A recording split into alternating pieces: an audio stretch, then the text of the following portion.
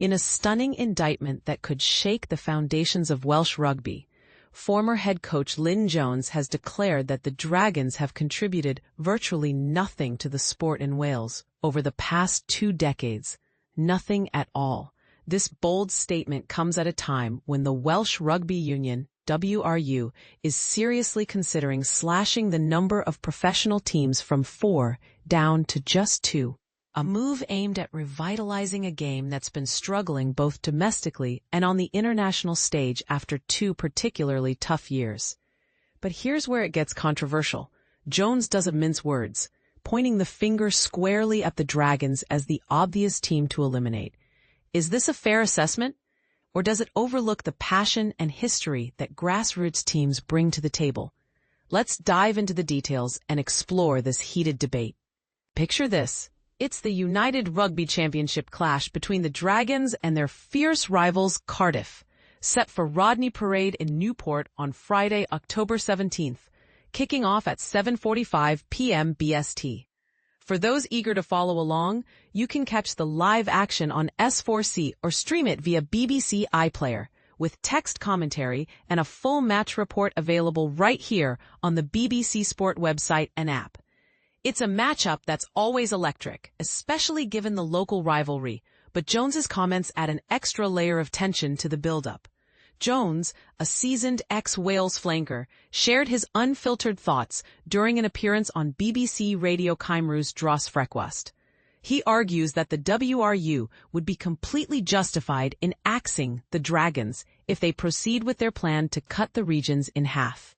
Drawing from the regional era that kicked off back in 2003, he labels the Dragons as Welsh rugby's weakest link throughout this period, making them the prime candidate for the chopping block. What had the Dragons actually achieved for rugby in Wales over the last 20 years? Pretty much nothing, he bluntly stated, highlighting how they failed to make a significant impact. And this is the part most people miss. Jones frames it all as a business decision, reminding us that rugby, like any major sport, operates on a commercial level where success and sustainability matter immensely. If the union pushes forward and only one team has to go, Jones believes it'll undoubtedly be the Dragons, citing their lack of triumphs over the years. Yet this isn't just idle talk. It's sparking real-world action. Dragons supporters are gearing up for a protest march against the WRU's proposals, scheduled to take place ahead of the league fixture against another of Jones's old stomping grounds, the Ospreys, on October 25th. This fan-led movement underscores the emotional investment many have in the team, even if on-field results have been disappointing. It raises a thought-provoking question. Should loyalty and community spirit outweigh cold business logic in sports decisions? Jones delivered his critique right as the Dragons were gearing up to face Cardiff, their traditional arch-nemesis.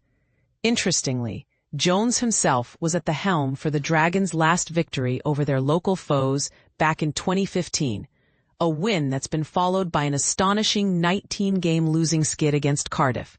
It's been a full decade since the Dragons secured that triumph. It's almost unbelievable, Jones remarked, shaking his head at the streak. Despite the history of heartbreak, he remains hopeful for a turnaround in the upcoming game. Could they pull off a win tonight? Absolutely, but they'll need to elevate their performance far beyond what we've witnessed in recent weeks, he advised. To clarify for newcomers to rugby, the front row refers to the 3 players at the heart of the scrum, the props and hooker, who need immense strength for scrums and lineouts. The second row are the locks, who provide stability in those lineouts and add power in tackles and rucks. Jones pinpointed weaknesses in these key areas as a major hurdle for the Dragons. They must bring serious physicality tonight against Cardiff, who boast a formidable front row, he emphasized. It's a reminder of how crucial these positions are. Think of them as the engine room of the team, driving the action on the field. And to add a bittersweet note, Jones expressed regret over Cardiff's absence of Teddy Williams for the entire season, a player whose presence surely bolsters their strength. This situation with the Dragons isn't just about wins and losses. It touches on broader themes in sports like funding, regional pride, and the future of the game. Jones' personal value for the most precious player. call to cut them might make logical sense for efficiency, but what about the impact on fans and local communities? Could preserving teams like the Dragons foster new talent and keep the sport accessible, even if results aren't stellar? And this is where the controversy really heats up. Is it ethical to discard a team based on past performance, or should we value their role in developing players who might one day shine elsewhere?